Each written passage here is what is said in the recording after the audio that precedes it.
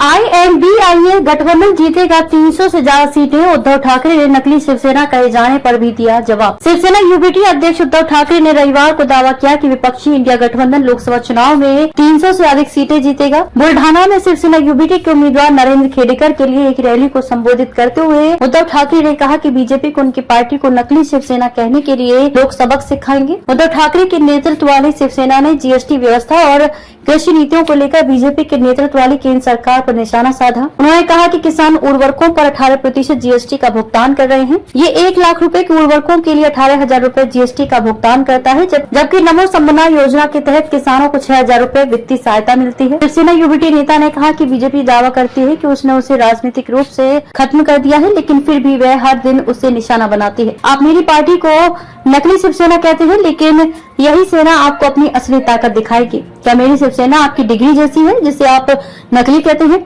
उन्होंने कहा कि लोग आपको आपकी जगह दिखा देंगे। गौरतलब है कि प्रधानमंत्री नरेंद्र मोदी ने उद्धव ठाकरे के नेतृत्व वाली पार्टी को नकली शिवसेना करार दिया था। ठाकरे ने आरोप लगाया कि चुनाव आयोग ने उनसे नाम और प्रतीक छीन लिया और गद्दारों को सौंप दिया, जो एकनाथ शिंदे के नेतृत्व वाली शिवसेना का स्पष्ट संदर्भ था। और चुनाव आयोग ने हमें ऐसा नहीं कहने को कहा है। उद्धव ठाकरे के अनुसार उन्हें अपनी पार्टी के नए गाने से जय भवानी और हिंदू शब्द हटाने के लिए भारतीय चुनाव आयोग ECI से नोटिस मिला है, लेकिन वे इसका पालन नहीं करेंगे। लोकतंत्र अभी भी जीवित है और महाविकास अघाड़ी है इसकी रक्षा करने में सक्षम। हमें जो जानकारी मिल रही है उसके मुताबिक इंडिया ब्लॉक 300 से ज्यादा सीटें जीतेगा, लेकिन लड़ाई आसान नहीं है। पूर्व मुख्यमंत्री ने कहा कि हमें तानाशाही को हराना है और आपको ये सुनिश्चित करना चाहिए कि आपका वोट बर्बाद न हो। MBA में शिवसेना यूबीटी, NCP, शरद चंद्र पवार और कांग्रेस शामिल है। ठाकरे ने ये भी आरोप लगाया कि बीजेपी दल बदलुओं के साथ व्यवहार करती है, जो घोटाले के पैमाने के आधार पर उस पार्टी में शामिल होते हैं।